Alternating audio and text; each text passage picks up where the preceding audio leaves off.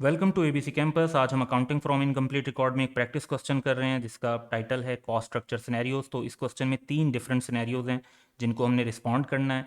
तो one by one her scenario को हम देखते हैं और उसकी रिक्वायरमेंट को फिर पूरा करेंगे।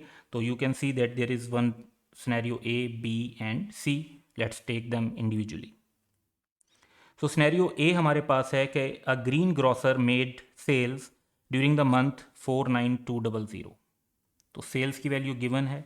Opening inventory amounted to 3784 and month end inventory was 5516. During the month he purchased for cash goods which cost 38632. तो वो सारा डाटा जो कॉस्ट ऑफ सेल्स के लिए चाहिए होता है, यानी ओपनिंग क्लोजिंग इन्वेंट्री और परचेजेस, वो भी गिवन है। और सिंपल रिक्वायरमेंट ये है कि हमने ग्रॉस प्रॉफिट कैलकुलेट करना है और ग्रॉस प्रॉफिट की percentage as a percentage of sales calculate करनी है, यानी हमें मार्जिन कैलकुलेट करना है। तो सिंपली हम देखते हैं कि जी हमारी सेल्स जो है वो 49200 की हमें गिवन है।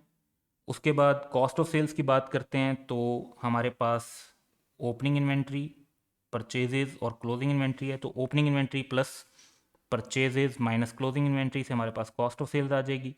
और कॉस्ट ऑफ सेल्स जब आ जाएगी तो सिंपली हम ग्रॉस प्रॉफिट कैलकुलेट कर सकते हैं, दैट इज़ 12300। तो क्वेश्चन की एक रिक्वायरमेंट तो थी कि ग्रॉस प्रॉफिट की फिगर बताएं, वो कैलकुलेट हो गई। अब हमने मार्जिन भी कैलकुलेट करके बताना है। तो gross profit divide by sales, क्योंकि as a percentage of sales बताएंगे, तो gross profit divide by sales into 100, हमारे पास परसेंटेज आ जाती है 25%। और क्योंकि सेल्स का सिस्टम है तो 100% सेल्स होगी। इट मीन्स कि कॉस्ट ऑफ सेल्स जो है वो होगी 75%। पार्ट बी है, arrival has made sales of rupees 50,100 at a fixed markup of 25%. Closing inventory was valued at 5438 and he purchased goods during the month amounting to 38326. और closing inventory हमारे पास है, लेकिन ओपनिंग इन्वेंट्री की value हमने find out करनी है।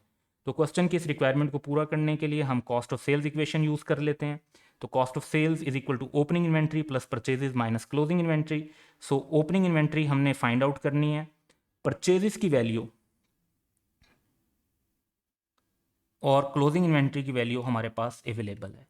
तो इसको हम मेंशन कर लेते हैं। कॉस्ट ऑफ सेल्स की वैल्यू नहीं है अवेलेबल, तो कॉस्ट ऑफ सेल्स की वैल्यू फाइंड आउट करने के लिए हम मार्कअप की इंफॉर्मेशन को यूज कर लेंगे। So cost is equal to sales into 100 divide by 100 plus markup का जो डिजिट होगा। तो मार्कअप के फार्मूलों को अगर हम यूज़ करते हैं तो हमारे पास सेल्स की वैल्यू है 50,100 और मार्कअप की परसेंटेज है 25।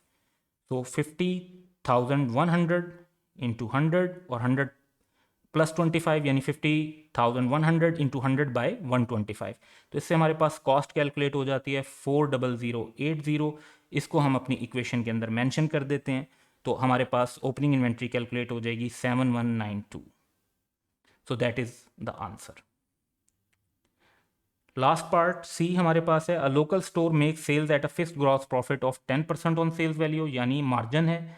Sales during the month amounted to rupees 186,460।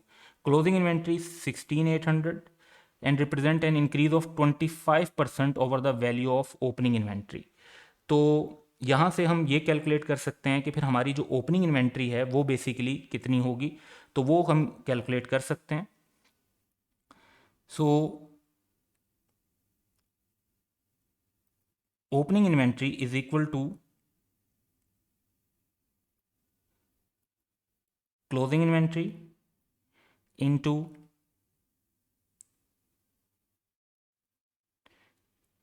100 divide by 125।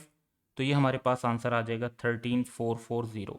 अब वाई 100 डिवाइड बाय 125, क्योंकि 25% इंक्रीज है तो क्लोजिंग इन्वेंट्री 125% को रिप्रेजेंट करती है और ओपनिंग इन्वेंट्री 100% को रिप्रेजेंट करती है।